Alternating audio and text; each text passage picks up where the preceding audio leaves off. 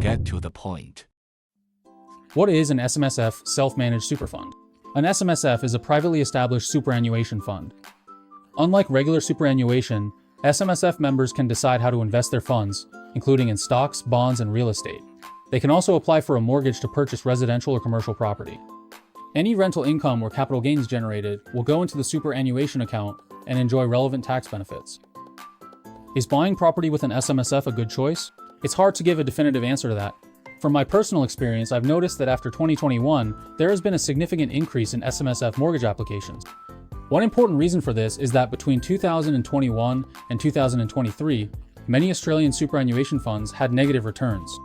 During the same period, the Australian property market experienced a significant upswing. So, while it's hard to say that buying property with an SMSF is definitely the best choice, it is certainly an option worth considering.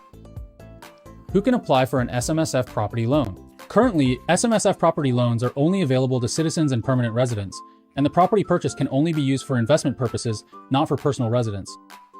What are the advantages of SMSF loans?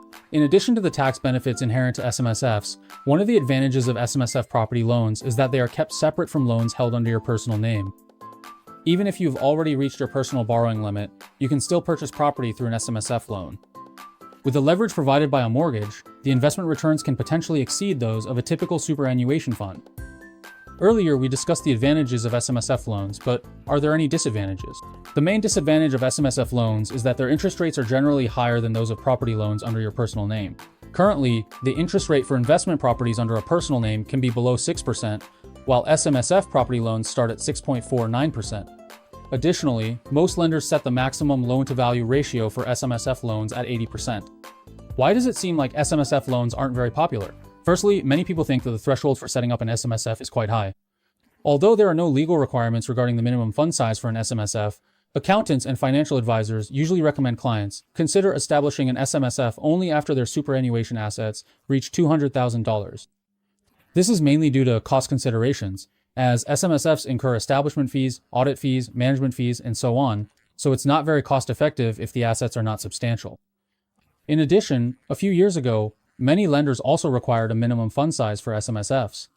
But in recent years, many of these restrictions have been lifted. A few years ago, in addition to requiring a certain asset size, lenders would also conduct a liquidity test, meaning that after the super fund paid for the property deposit, stamp duty, and other related costs, there still needed to be a certain amount of funds left to meet liquidity requirements. Similarly, over the past few years, many lenders have gradually removed these requirements. So the threshold for buying property with an SMSF is continuously being lowered. So, for those who have accumulated a certain amount in their super fund, using an SMSF to buy property can be considered as one of your investment options. Even if your current super fund balance is still a bit lacking, you can also consider making voluntary contributions to inject savings into your SMSF. For specific planning and operations, feel free to consult us.